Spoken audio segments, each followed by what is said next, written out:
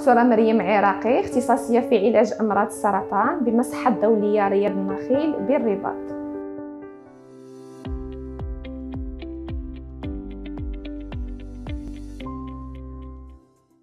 كلنا كنلاحظوا أن مرض السرطان ولا في تزايد سريع، ولكن هذا الشيء ما خصوش يخوفنا، لأن الحمد لله اكتشاف هذا المرض في مراحل مبكرة يمكننا نسيطروا عليه، وفي بعض الحالات يمكننا نشافيه بصفة نهائية.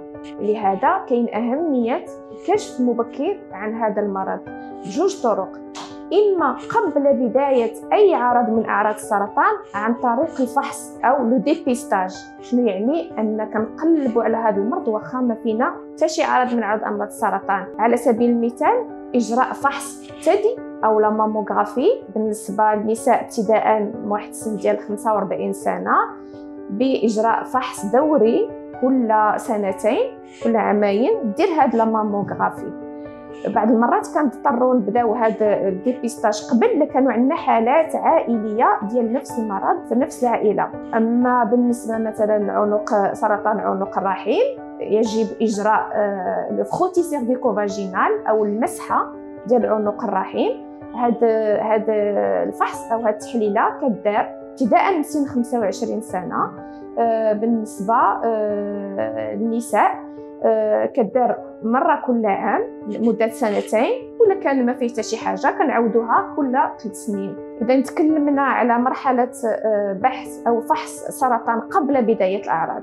دابا الا وصلنا لمرحله بدايه الاعراض، خصنا نعرفوا كيفاش نميزوا بين اعراض المرض اللي تقدر تكون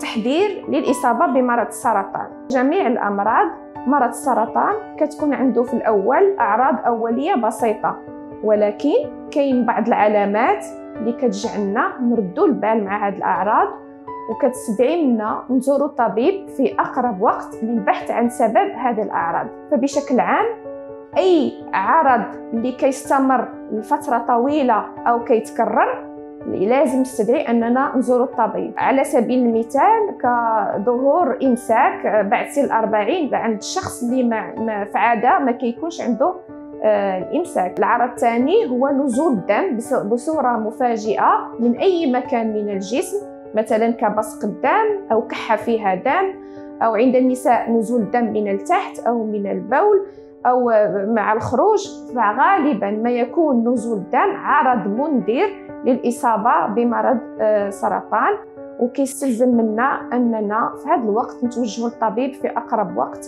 باش نعرفوا سبب نزول الدم. عرض آخر وهو ظهور تكتل جديد أو تغيير في الشكل، مثلا ظهور شي ولسيسة في الثدي أو تغير لون الثدي أو نزول شي سائل من حلمة الثدي مثلا. كاين كذلك ظهور إرهاق شديد أو ضعف أو نقص في الوزن دون تغيير النظام الغذائي. هذه الأعراض كلها خصها تستدعي منا أننا تثير الانتباه ديالنا، وإلا طولات أو تكررات خص الواحد يزور الطبيب في أقرب وقت ممكن باش يكون إلى قدر الله سرطان يكون الكشف ديالو في مرحلة مبكرة.